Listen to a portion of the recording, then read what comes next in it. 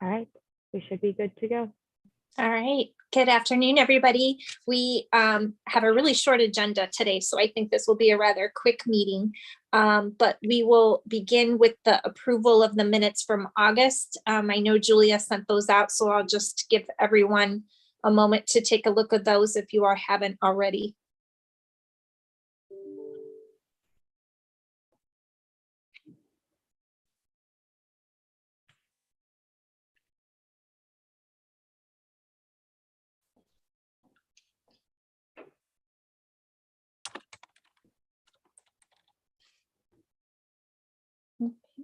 Are there any changes or additions to the meeting minutes? Okay, then we will approve them as submitted. And then the next item is the chairman's report. And we have a financial update for that. Sorry. So as of August, in August, we spent $1,510.99. That was for personnel. And year to date, we have spent $3,289.08. So that is all of the chairman's report for this month. We can move on to old business and updates on fiscal year 22 priorities. Youth and parents is the first one. Julia has continued to try to reach out to the students at IMSA regarding their podcast and the opportunity to maybe have some of us join their podcasts. She has reached out a couple of times and not heard back. So that is kind of tabled at this point. I guess we will wait to see if they reach back out to us. The Parent Equity Workshop with West Aurora is taking place on October 13th from 6 to 8 p.m. and the flyer has been distributed in regards to that. I believe that I am attending and doing the introduction on behalf of the Juvenile Justice Council. Law enforcement, there are no new updates. We are still looking to identify 3 additional game leaders. Restorative practices, Lark and Julia are doing a 4-day training for pre-arrest diversion program through the state's attorney's office. It's a restorative practices. Julia, do you want to talk about that a little bit? Yeah, so we're just going to go ahead and do the 4-day training that we were certified in previously. So it's the fundamentals of restorative practices is what the first 2 days are now referred to as. This is the same training that the council has paid for other trainers to become certified in. And then there's a second component, which is an additional 2 days on restorative conferencing. And so if folks remember way back when, a couple of years ago, we had paid for a handful of folks to also go through the restorative conferencing part. So Lark and I'll do that one as well. Any questions about any of that so far? Okay, next is expungements, and we don't have any updates on that. We are working to kind of revamp the expungement packet again to kind of try to make it a little more family and youth friendly. So we will be working on that into this year as well. And the mental.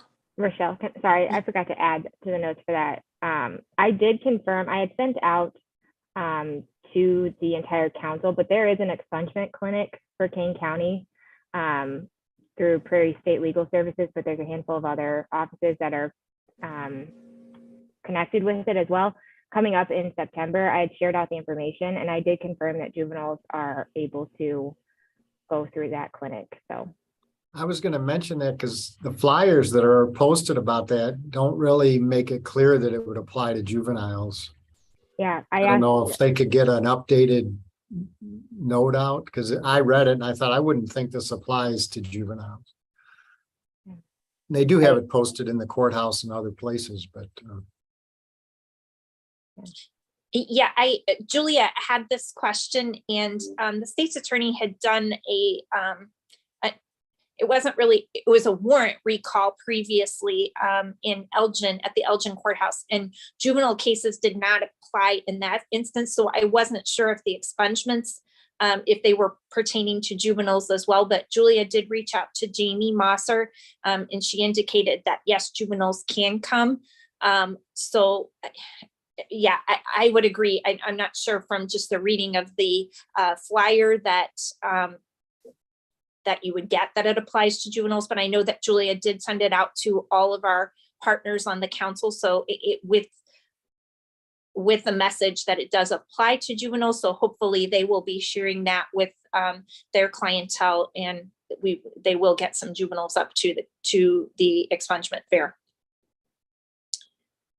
I think they're also looking for volunteers to help with that, because I think they're going to do a training next week sometime for people who want to. I don't think it's just attorneys. I think it can be anybody in the system who wants to participate on the 17th. I think they have to participate in the training next week. So I forget which day that is. So maybe we can find out when that training is, and we can pass out that information to Jamie or Julia, if we can check with Jamie and see if they are still needing volunteers. Sure. Any other questions about that? Okay. The mental health work group is meeting this Friday at 11 o'clock to determine their next steps. And then Julia has reached out to Jamie to see if we should, oh, I'm sorry. We can move on then to the fiscal 23 priorities. One is the JJC restructure, and the work group did meet, and part of that discussion was for all of the members of that committee to take a look at the statute for the Juvenile Justice Council. And then we are meeting again on September 19th at 12 p.m. One of the things that everyone should keep in mind in regards to this work group is that the hope was that we would have this completed by October. That is probably not going to happen. It's a little more work than anticipated. So it probably will not happen by October, but we are still working on it and working towards an end goal. So hopefully soon after October. And then the JJC symposium planning, that work group met on Wednesday. They began discussing theme and structure and location. Julia is working on, Julie, do you want to talk about this one since you're a part of that committee and I am not? Well, I'll start it and then I'll probably put Josh on the spot to also add anything he wants to add. But we started brainstorming options for locations. I need to see if it's an allowable cost under our grant to be able to pay or secure a location using our funding. But we also talked about some potential free options or options that used to be free, at least pre-COVID. So we're going to look into some of that in between the next meeting. But Josh, do you want to talk a little bit about the discussion and what we're kind of thinking? You did a good job summarizing it. Okay, anything you want to add to it, Josh? All good? All good. Okay. And so I don't know, did I say what your next meeting is for that one? You are meeting October 4th, correct? Yep. Yeah. Okay. And then racial and ethnic disparities are our RAD team. The next meeting is scheduled for October 19th.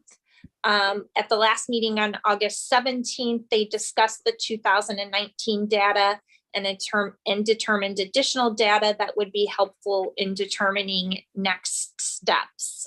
I don't know if anybody from that committee wants to give any further information. Okay. I do know Lisa got some additional, there were some data points that we were going to try to get internally. She was able to have our pseudo IT person pull some stuff, and we should be able to present that at the next meeting to kind of talk and see how that might guide or, you know, our work. Good.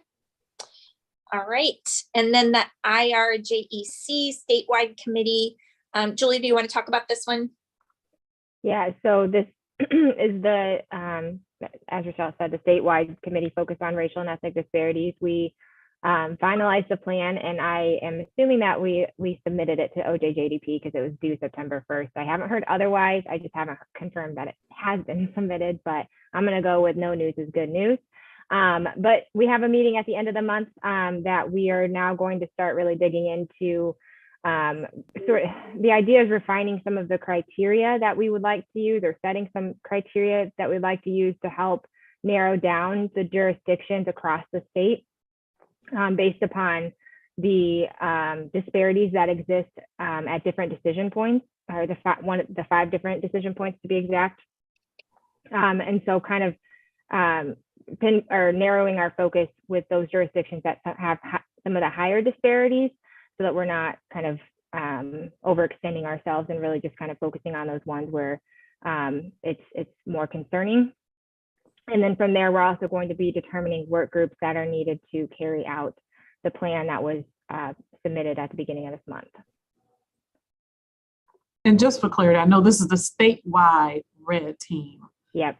From what you can tell with your work on the statewide committee, is Kane going to fall in the higher categories for any of those 5 decision points?